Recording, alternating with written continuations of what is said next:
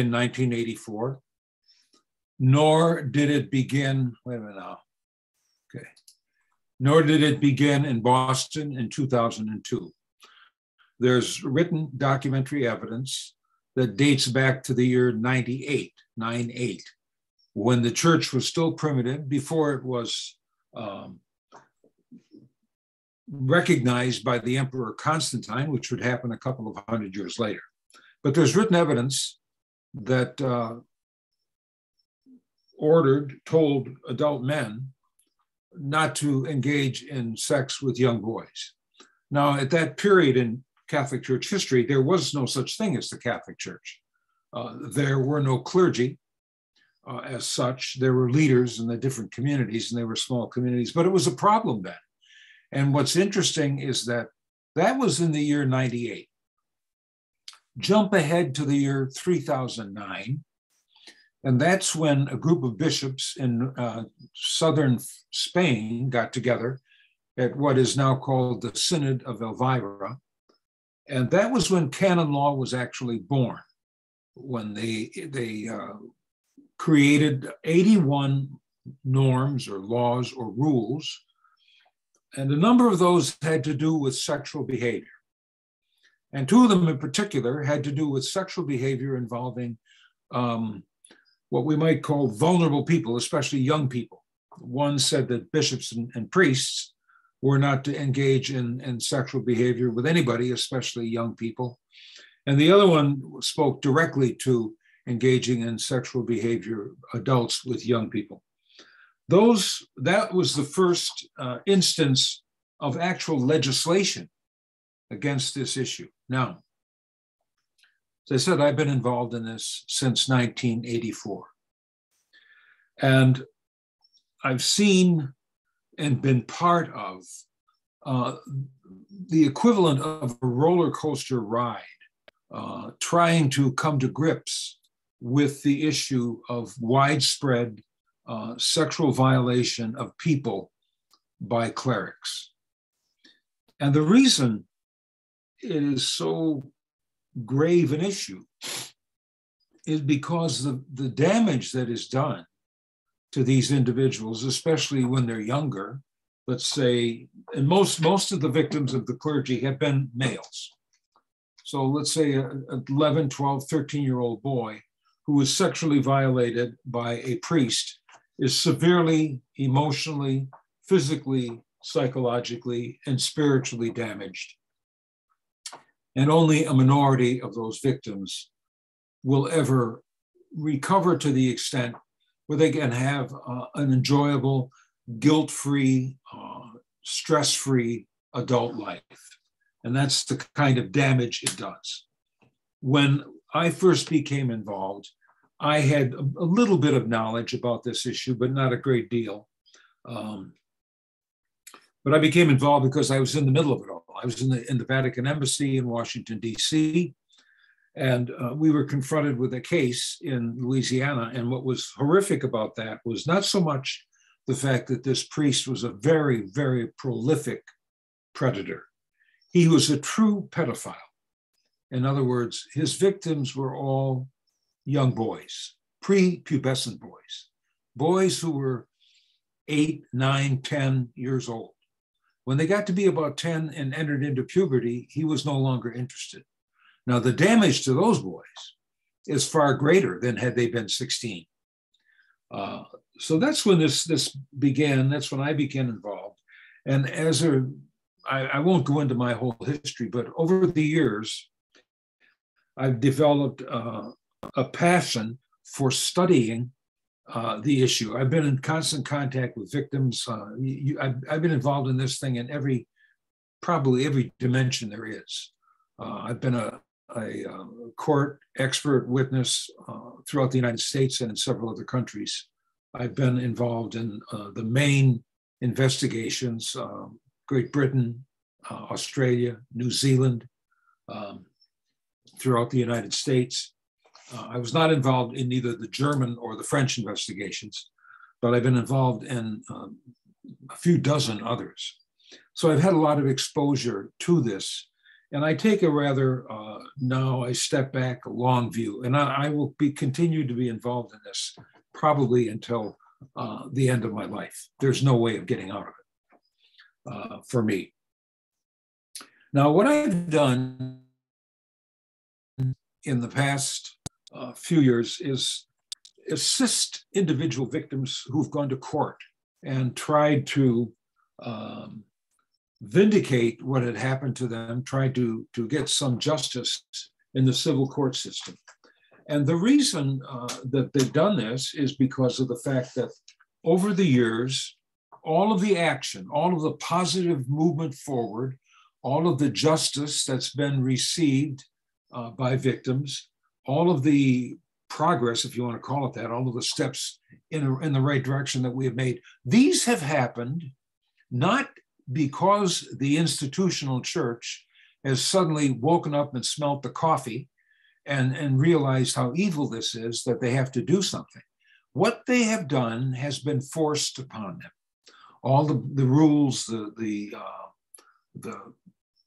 protocol, background checks, everything, all of that has been forced. Had there been no, I guess, rising up of the victims and the survivors 38 or 40 years ago, I don't think we would be anywhere close to where we are now today. But so the victims themselves, realizing that they were getting nowhere going to their bishops or their priests for help. And this, I'm going back to the very beginning in 1986 and 87, when very devout Catholics would do what was natural to them, go to the priest, go to the bishop. This happened to my son. Please, make sure this priest doesn't do this again. And they would be blown off. They would be ignored, or they would be dismissed, or they would be, oh yeah, we'll take care of everything, don't worry about a thing, and they would do nothing. So the parents, the families got fed up and started going. That started back in 1986. And in doing so, they changed the course of Catholic history and probably social history in general. Because by going to the courts, they were taking this issue into a forum that the Catholic Church could not control. This was one area where their power was not so much that they could overcome any resistance, any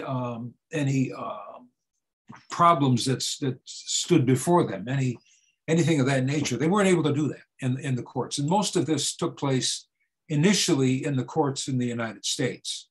And then it spread to Canada in the 80s. Now, can you all still see me? Oh, okay. Yes, we can, Tom. Yes. Okay, because I can't see anybody. I keep getting these ads that tell me to ditch the 40-minute limit and so on. So I don't know what all that's about, but I'll just keep going, okay? Great. Thanks, Tom. Okay. So to summarize this point, it has been in the civil courts, and it started in the United States, spread to Canada, and at first it was the common law countries, because our common law system is much more pragmatic, much more elastic, and much more capable of dealing with issues such as this. And so as a result of that, we have come to a place today in 2022 that I never dreamed we would be at. Now, this, of course, as you know, has the realization of the serious nature of this has finally spread to other countries in the world, throughout Europe. There are active victims groups in sub-Saharan Africa, and that's one area where the church is, by that I mean the bishops, are the most resistant is in sub-Saharan Africa, because there's virulent there's virulent homophobia in that part of the world.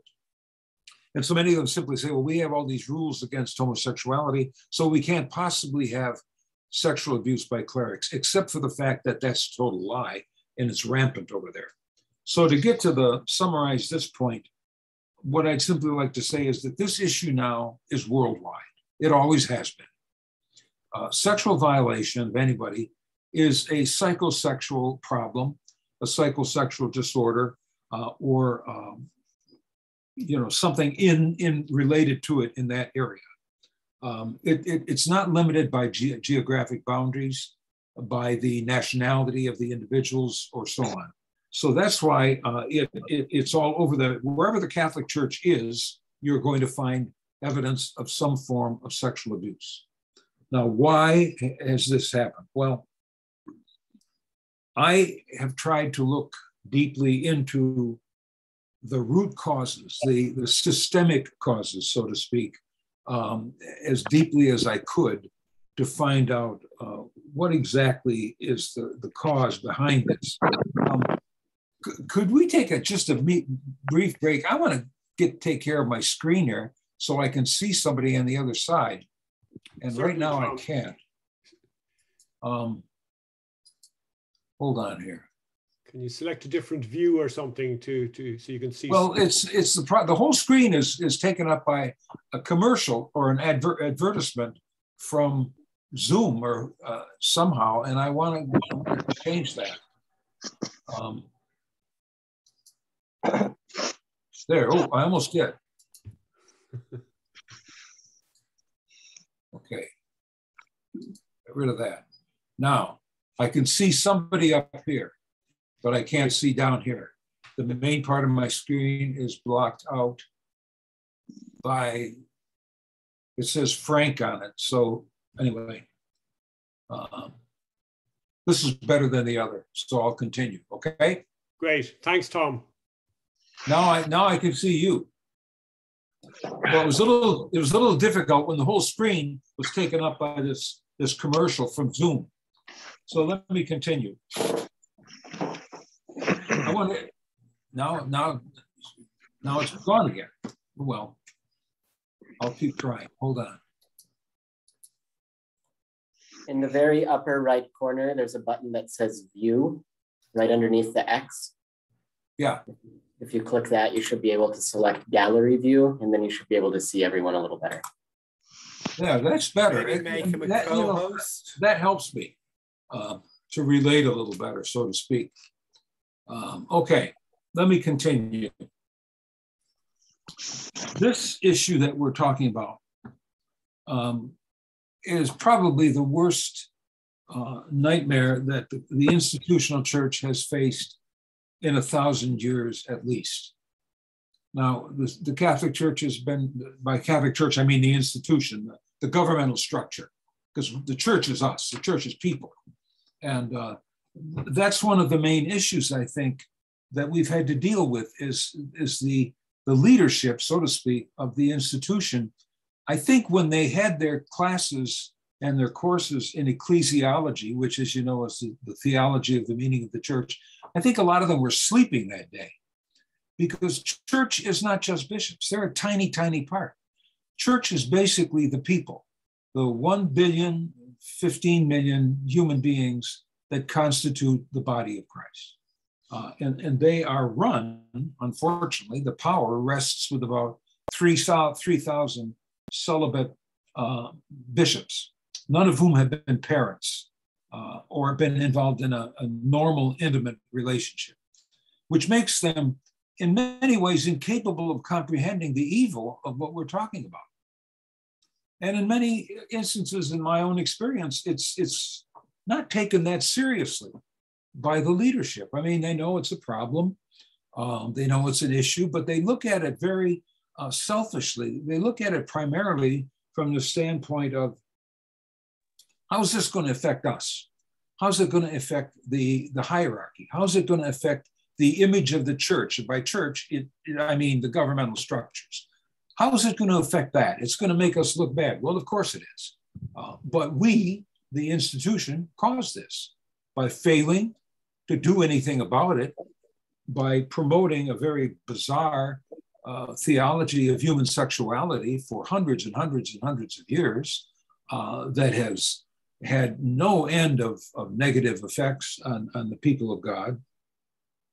So I have tried to study, along with some other scholars, into what we call the systemic causes of this issue. Now, Learning what these are is one thing. Learning what they are, taking these issues into ourselves and doing something about it is something else. And the doing something about it is going to be somewhat radical. So what I'd like to do is just mention where some of this has gone, what some of these, what we call systemic causes are. So we focus first on the perpetrator. That's usually a priest, a brother, a deacon, or a religious woman who, for some reason or other, have sexually violated children or adolescents. I'm not even going to get into adults because that's another major, major issue that is related to all of this. But right now, I'd like to restrict myself to the violation of the most vulnerable. So we've got this reality happening. Now, the problem is that it stands in stark contrast to the official teaching. Catholic Church has probably the most stringent sexual philosophy, sexual morality of any denomination there is. According to the Catholic Church, as far as sex is concerned, there's only two kinds. One, that what married people do, and the other, no matter what it is a mortal sin. And if you do it, you're sentenced to hell forever. Prescinding from going into that in depth, looking back throughout the centuries, and I'm talking about the entire church from the beginning to now, there has been some recent, really excellent scholarship done on the very early church, the 3rd, the 4th, and the 5th centuries. And as a result of this, it's been uncovered that this issue was an issue at that time. And some of the key factors that we see today were very much alive then. And they were these. One, the abuse was being perpetrated by either monks or clerics, both of whom had a special standing, not only in the church, but in society. And there is documentary evidence, much of it belonging to the church itself, going back to the 4th and 5th centuries, especially the 4th, which is the 300s, and just before that, which would be the 3rd century, where priests began projecting themselves as superior human beings because they were priests. Now, the theology of the priesthood that we know today was nowhere near as advanced then as it is now, if you want to call that advanced. But some of the teachings that came out of the pontificate of John Paul II were alive and well even at that time under a different name, packaged differently. So these priests were superior beings, or they promoted themselves as superior beings, as more powerful, as closer to God than the average layperson. So that was one thing that was very much alive then. And that issue, that heretical theology, if you want to call it that, has existed from the beginning right through to today. One of the major issues and one of the reasons why sexual abuse by clerics has been so widespread, why it has, people have gotten away with it, is because of this mystique about the nature of the priesthood. That somehow or other, priests take the place of God. Now, this, of course, comes from the theology that we all know. We were taught when we were in grade school that when a priest celebrates Mass, he takes the place of Christ when he says the words of consecration. Well, this doesn't mean that on a day-to-day basis, he is like an alter ego for Jesus Christ. He is not. It also doesn't mean that he's any closer to the supreme higher power than the janitor in the church or the guy driving a milk truck down the street. He's a human being. He's selected to do sacred things And the theology that developed around this doesn't necessarily mean that it's real. So the priest is no different than any other person. And unfortunately, they have used this mystique, this misplaced theology, to control victims and to control their parents. It goes on today. How often have, I've seen a lot of it where law enforcement officers did not arrest priests when they were caught, actually, in the act with minors, because they didn't want to hurt the church. Well, they didn't have to worry about hurting the church. The church was hurting itself quite well.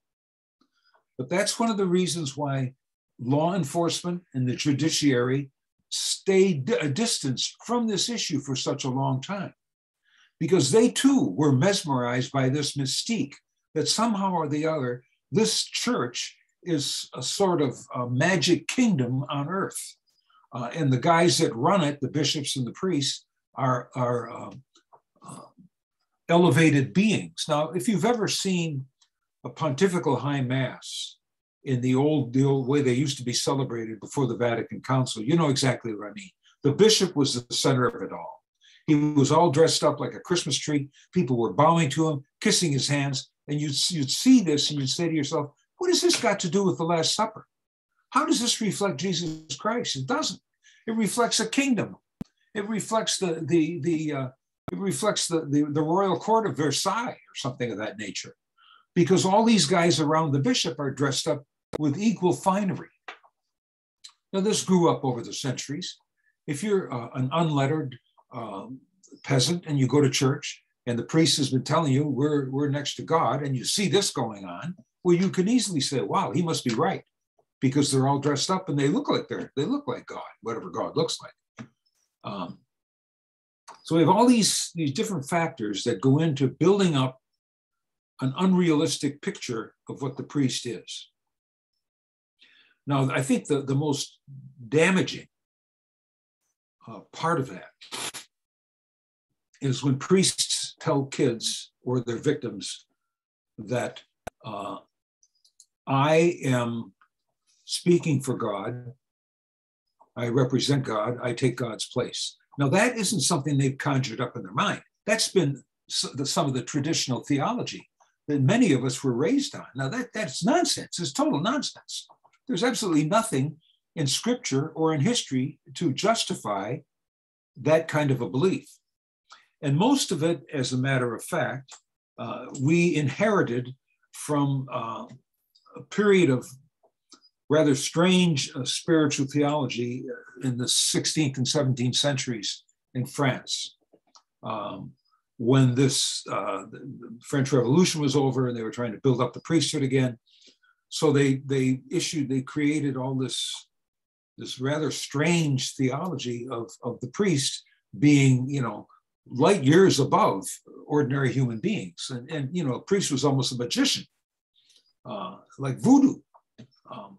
So the teachings that we've inherited now, and they're epitomized by this concept of a priest is ontologically changed at ordination. Now, I'm sure all of you have studied Greek in high school and college, Greek philosophy, right? Okay, ontos is being, ontological change is a change in your being. So that teaching says when you are ordained, a change takes place in your very being. Now, if you follow that through with ordinary scholastic philosophy, that means if your being is changed, you're changed.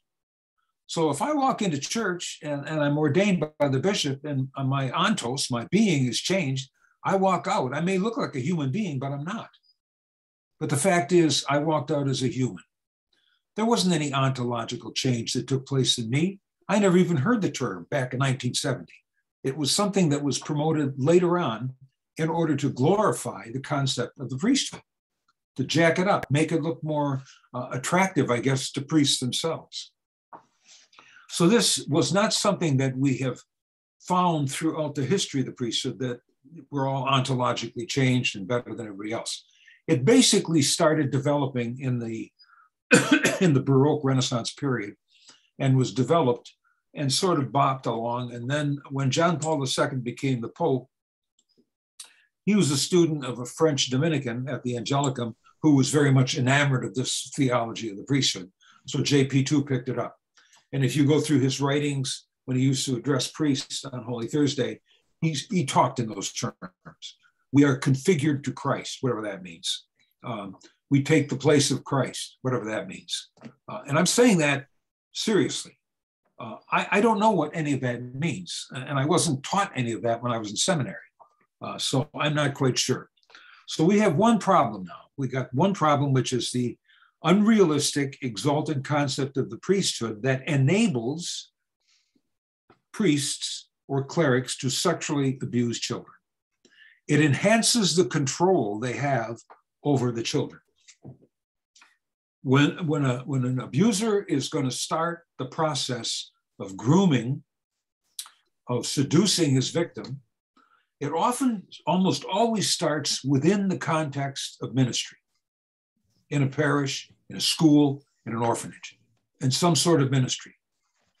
And father is a priest, so he's everything he does, and I can't believe, and then most victims, when they finally experience the sexual attack, they're stunned. They cannot believe what happened to them because they've been taught that priests don't sin, priests don't do sex, and priests would never do this to me. So all too many victims have assumed the guilt on their own shoulders. What have I done wrong that God punishes me like this? Now that is self-torture, it's terrible. So that's one problem, the concept of the priesthood.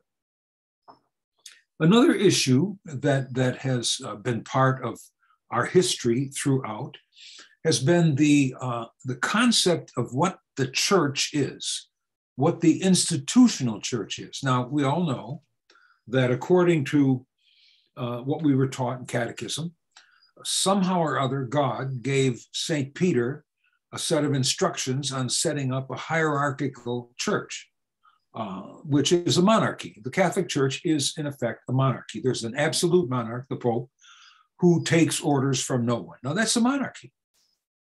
And that was the political structure of the church. It's called a hierarchy because from the Greek, hieros is a holy person. That meant an organization run by holy men. So the same thing as a monarchy. And there's two seats of power, the bishop and the diocesan bishop and the pope. Now, the church, as we know, we go through what we know today about the sexual abuse issue.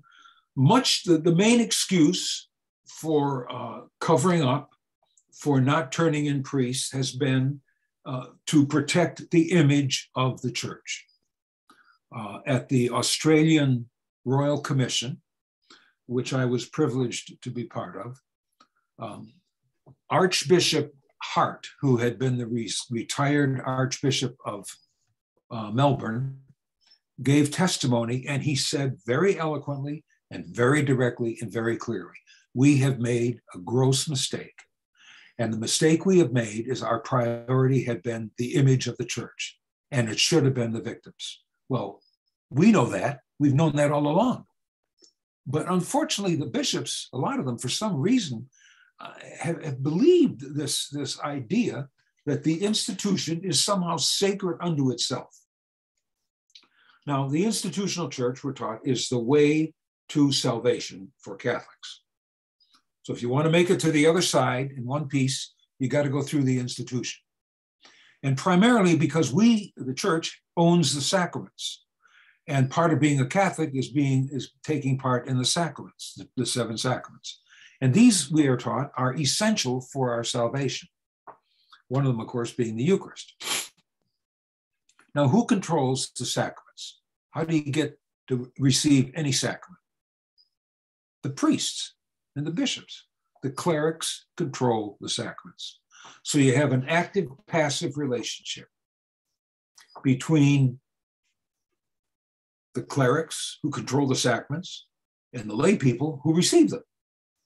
And a bishop or a priest, if he's a legalist or hard-nosed, he can restrict you from going to communion or doing whatever just on his own idea of what this is all about, what's right and what's wrong. Now, this should not be up to him. The sacraments are for us. Edward Skilobex, who was an incredible Dominican theologian, wrote a wonderful book called Christ, the Sacrament of the Encounter with God. It's magnificent. Basically, where he said sacraments are an encounter with Christ, a meeting where somehow or other something happens in your life, not magical. It's not magic. The pouring of the water on the head nothing magical happens. When you're confirmed and the bishop puts oil on your forehead, nothing magical happens. I've often tried to work through and come up with a theology of sacraments that's real, that really means something. And there are a number of places where that's the way it's taught now. So here we have the church, the ownership of the sacraments, the gateway to salvation. And it is so important that it must be protected at all costs. Now, who are the pillars of the church? The bishops. And the bishops are the governmental structure is run by bishops and cardinals and archbishops, but they run the governmental structure of the church. And so that's why it's very important when they say, I didn't do this because I wanted to protect the church. Church to them is an institution. Church to them is their past, their present, and their future, and their identity. And somehow along the line, in this schema of a bifurcated church, of a church that has a stratified society, this part of it has overtaken in its importance. And because it's so important, then we have the second aspect of, enabling sexual abuse, protecting the church at all costs. So we don't want it to become public. We don't want anybody to know about it. We'll keep it secret.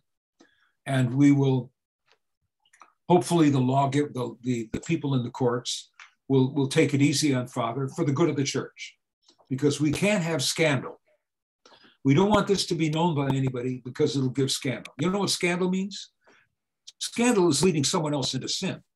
So the scandal here isn't the people finding out that Father so-and-so was violating children. The scandal is the cover-up. The scandal is trying to avoid the scandal. And that's where the sin is. Neglecting the welfare of those, of the least of my brothers and sisters for the sake of an institution. Not the people. The people are the institution. If all these rules, if canon law suddenly disappeared, we would still have the body of Christ. We may be floundering around a bit, have to make up our own rules. That'd be a good thing, because we'd have to start over. So there you have number one is the mystical idea of the priesthood. So number two, you have this obsession with the institutional church, which is the reason why cover-up has taken place. And cover up the main issue with the sexual abuse problem from the beginning has not so much been the actual violation of the victims. That's not what has caused scandal, caused anger, caused the bishops to constantly lose when they go to court. It has been the cover-up and the lying and the attempt to recreate reality that would suit the institution. Unfortunately, that hasn't worked out too well for them, because look at where we are now. This is 2022, not 1987 anymore. This issue has been exposed throughout the world. Governments are insisting on investigations. In my own country, which is the United States of America, obviously, the attorneys general, that's the lead lawyer in the state. I'm not sure what you'd call them in Ireland. I don't want to, it's not the crown attorney, that's for sure. But the lead lawyer in a number of the states have launched what we call grand jury investigations, which is a full-fledged investigation run by the state into every diocese. And I believe it's now up to about 20 or 25 states in this country. Now, these men and women go in there and they investigate, and they don't have an agenda except to find out what the truth is. I've seen the results of these investigations, They're absolutely devastating. They go case by case, and they've uncovered the most disgusting, discouraging, scandalous information you could possibly imagine. My first involvement in a grand jury was right after 2002, when I had to give testimony as an expert. And I've been involved in several since then. And I've seen what these have uncovered. And I've seen how the bishops and the church itself has reacted, denying, trying to cover it up, trying to make excuses. In 2018, the entire state of, the first state that did it was Pennsylvania, where they had a grand jury investigation in every one of the 6 dioceses. And then there were 2 left, and they had already been investigated, Philadelphia and Altoona, Johnstown. This spread. We also have the phenomena in our country of states or dioceses filing for bankruptcy, not because they're going broke, but because they want to find a way for the law to help them limit the amount that they will have to give in recompense to the victims. They do not want to help the victims out unless they do it on their terms. And so we have that problem. Now there are 28 of the dioceses in the United States have filed for bankruptcy protection. Some of these have already been settled. Some of them, they're still working on it. Now, let me just digress for a moment on that. The institutional church, from the Pope on down, have been telling us how sorry they are that this has happened, how sorry they are, and that the victims have been harmed, how much they're going to do. We're going to do everything we can to help the victims, et cetera, et cetera. We've heard this time and time again.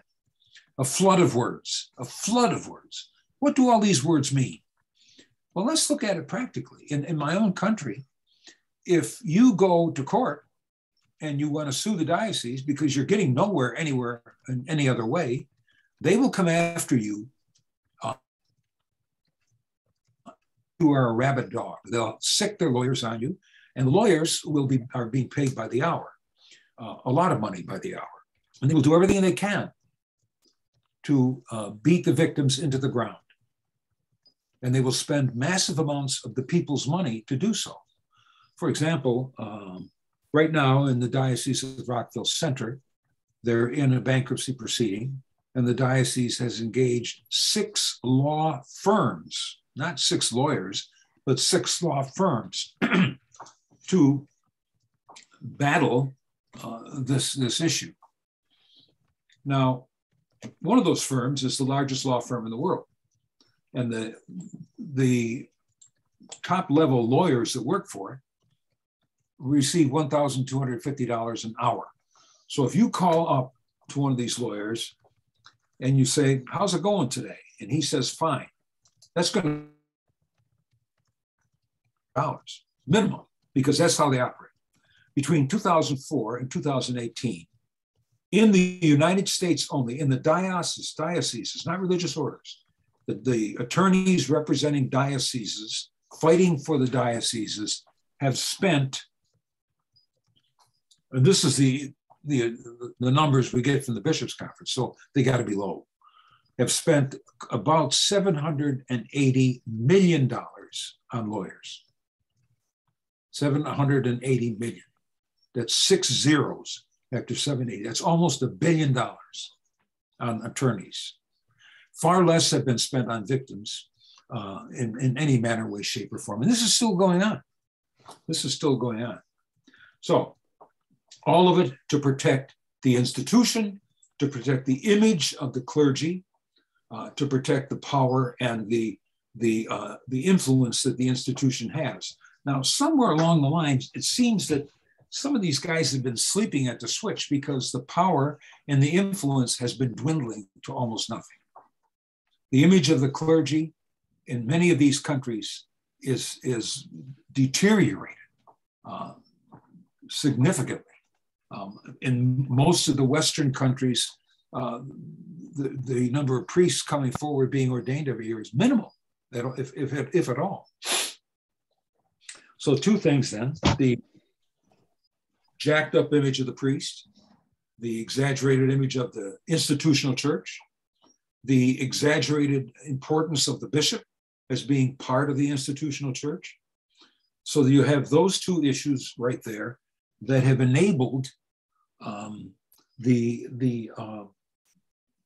victims, enabled the church in some ways to protect the victims. Now, the excuse has been, well, we never realized how bad this was. We never understood this at all. We never knew that this was a problem. Well, my response has been, oh, if you didn't know it was a problem, how come you buried it in secrecy that has been, 250 yards thick of cement if you didn't know it was a problem?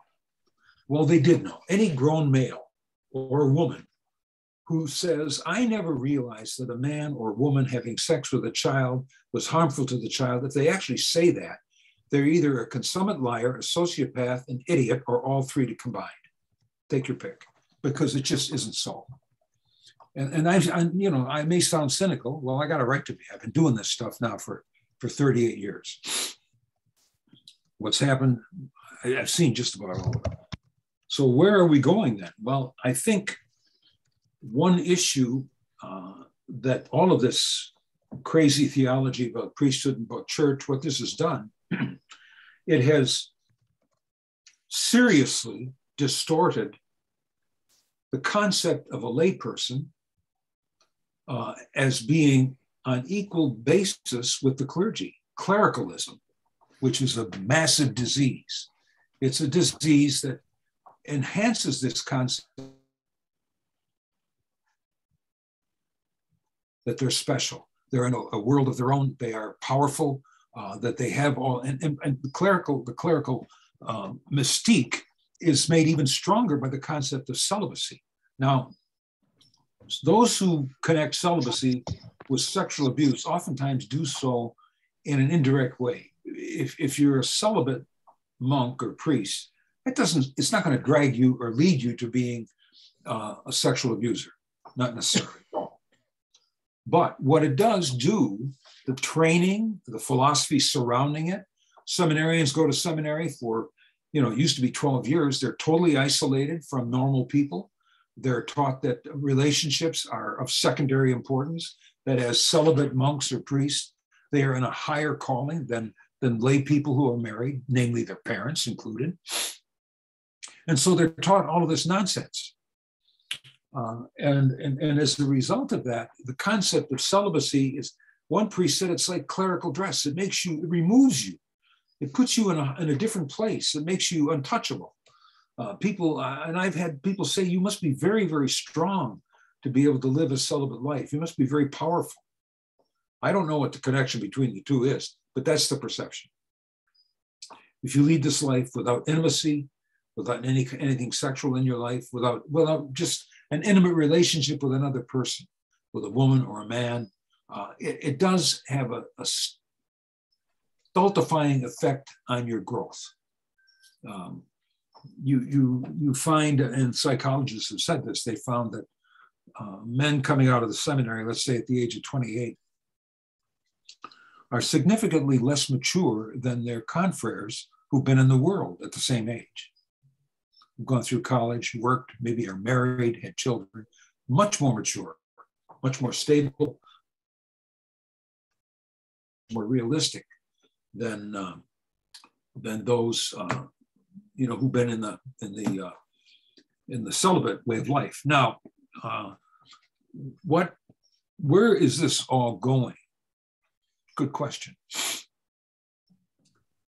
I think where it's going is there's a massive change in the entire church that's happening. It's a change where the clergy and the episcopacy is shrinking. It's shrinking because the average person is loath to accept the evil that this is all about, the sexual abuse of children. I've been in court where victims have testified and the jury was so emotionally broken up and crying and everything else that the judge had to take a recess. But I'm looking across the court at the bishops at this particular diocese, and they're sitting there stone-faced. This did not faze them in the slightest to hear these terrible descriptions of what this has done to me. So there's an imbalance over care for people. Now, the damage that is done has been, we all know that the average damage, psychological, emotional, physical in many ways, but the spiritual damage is one that the institutional church has not looked into. When Pope Benedict wrote a letter to the Irish people in 2000, I think 10 or 11, his idea of spiritual cure was go back to Mass every day. And that's not it. You can't tell victims of sexual abuse, you got to go back to the place where you were abused to be healed. They're not going to do that because that is sadistic. It's re-victimization. Most don't want to have anything to do with the institutional church. They are searching for some spiritual strength because, as many have said to me, I didn't realize that I even had a spirituality till it was taken away from me.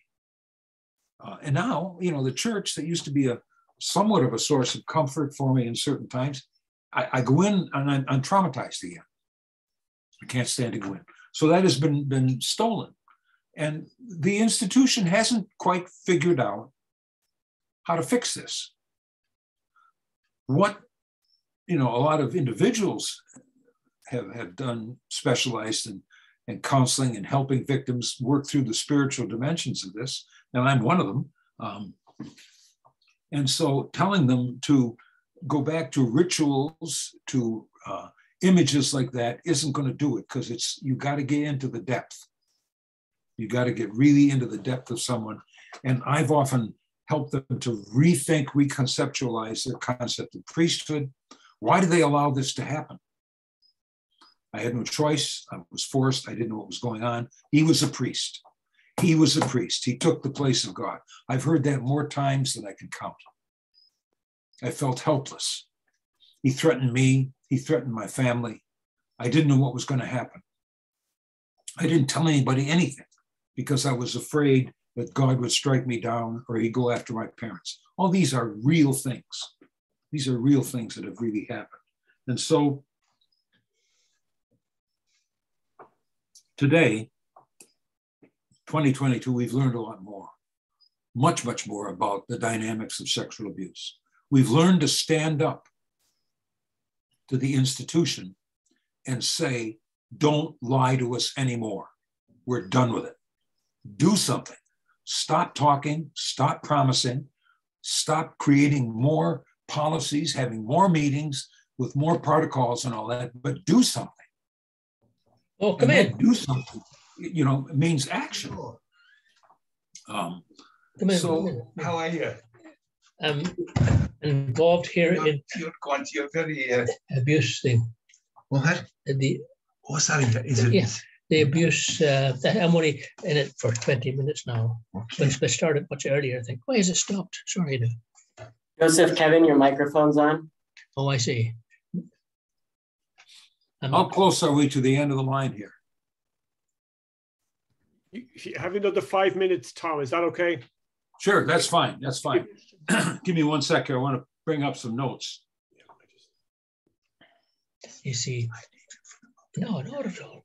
This is supposed to be finished starting, you see, at 7:30, and there was some delay and so on. So I continued to watch the movie, you see, and then at 8:30, I checked in again. Could you mute yourself, please? This is Paul. How are we doing? We okay? Yeah. Okay. I'm looking at this then throughout this talk, and I at a not case by case, because I could tell you stories for the next week, and you don't want to hear those. But on a global, what does it mean to you? What does it mean to me? It means, I think, among other things, that we, the lay people, have taken charge. They're driving this bus for the first time in history. When sexual abuse reared its ugly head in our church, the lay people, the victims, their supporters, their families took over. The church is not in charge. The bishops and the popes, they're not in charge of how this is going to play out. We are. We're the ones making the difference. We're changing. It's going to take more than what we've done, but it's going to mean changing the fabric of the institution away from a clericalized minuscule number that's running the entire operation.